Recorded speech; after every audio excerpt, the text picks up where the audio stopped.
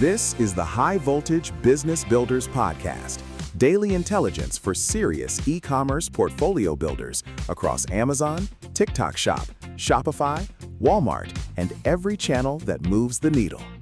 Neil Twa and his Voltage team all day, every day, since 2012. Let's get into it.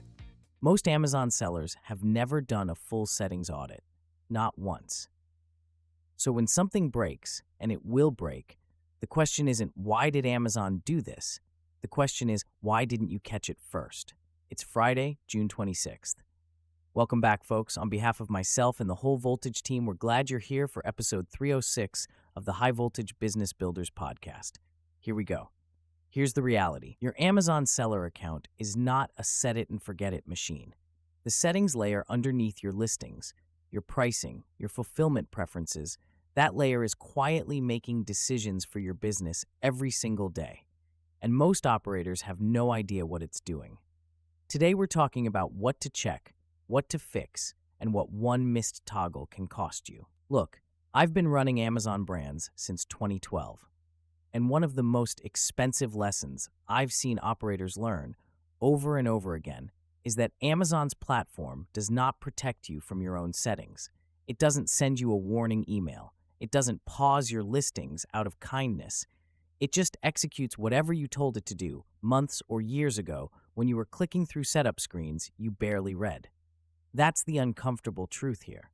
The settings warnings showing up on e-commerce bites right now are not about some exotic edge case. They're about the boring, unglamorous back end of your seller account that you probably haven't touched since you launched. Here's what actually happens. A seller sets up automated pricing early on. Smart, right? Except the floor price was set too low or never set at all. Amazon's algorithm starts competing with itself or with a hijacker, and the price spirals down. Margin disappears, and the seller is watching revenue hold steady, thinking everything is fine. Revenue without margin is not a business. It's a slow bleed. Or take fulfillment settings. An operator switches between FBA and merchant fulfilled for one SKU during a stockout. They forget to flip it back. Now a chunk of their catalog is shipping from their garage, their Prime badge is gone on those ASINs, and conversion drops 30% in a week. Not because the product changed, because a setting did. I talk about this in the Almost Automated Income Framework. The goal is a business that runs with minimal daily intervention. But minimal intervention is not zero oversight.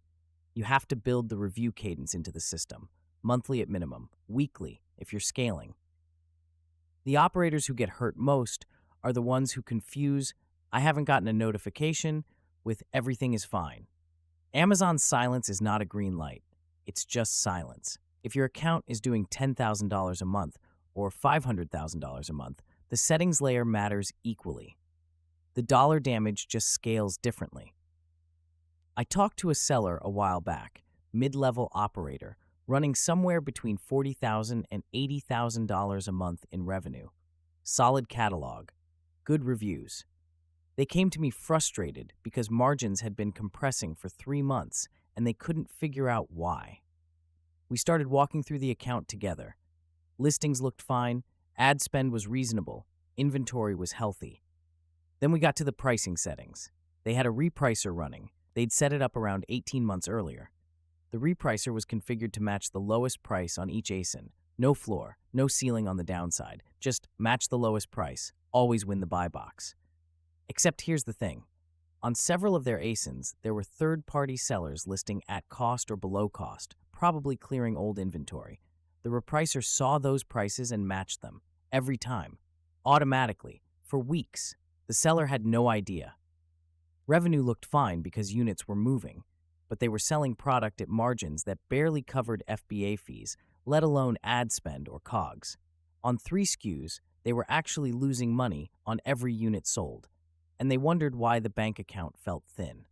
We turned off the Repricer on those SKUs, set hard floor prices based on their actual landed cost, plus a minimum acceptable margin, and within 2 weeks, the bleed stopped. Took about 45 minutes of actual work.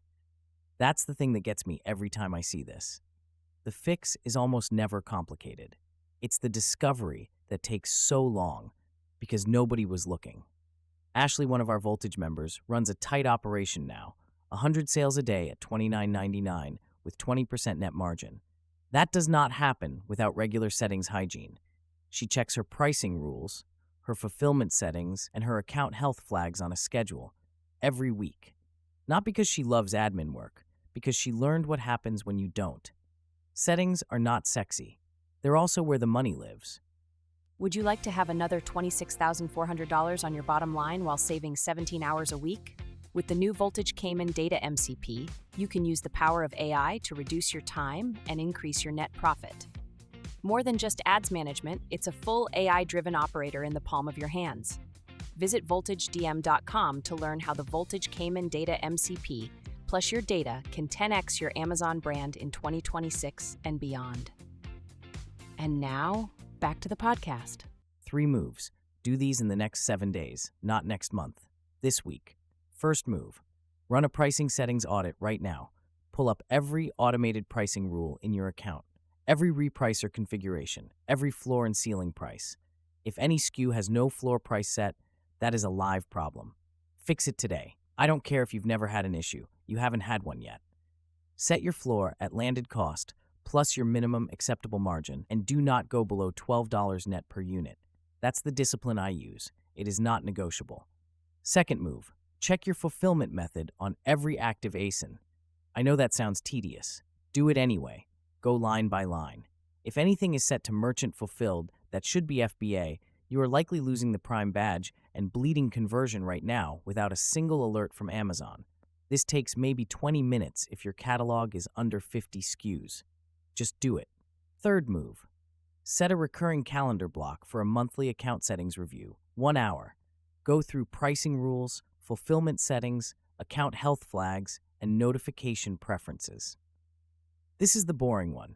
This is also where the money is. I know nobody wants to hear add a calendar block as business advice, but I've watched operators lose thousands of dollars because they were too busy scaling to spend 60 minutes checking the foundation. Look, the almost automated income model works because the systems are maintained, not abandoned. Almost automated is not the same as fully ignored. Sellers at every level can do these 3 things. You don't need a team. You don't need software. You need a habit. Your settings are making decisions for your business right now. The only question is whether those decisions are the ones you'd actually make. If any of this hit close to home, the settings problem and the cash flow problem are the same problem. Too many places to check, too many things to miss, and margin leaking out before you even notice. Here is what I see most sellers do. They open more tabs, ads in one window, inventory in another, listings somewhere else. Then AI tools start looking like the easy fix. But here is the thing. Bad data in means bad calls out. You do not save time. You make expensive mistakes faster. That is not freedom. That is chaos with nobody at the wheel. Here is what actually works. Caiman Data pulls your live Amazon numbers into one clear picture. Ads, listings, sales, inventory, all of it. You see what is working and you see what's costing you money. Not another spreadsheet that eats your Sunday night, and you stay in charge. Nothing runs without your approval. You see the reason before you say yes. That is how it should work. That kind of review used to eat hours every week. Caiman Data cuts that down with one live connection to your account. The waste shows up fast. You act on it. You protect the margin you just worked through this episode to find. That is how Voltage helps sellers at every level save time, protect margin, and grow without losing control.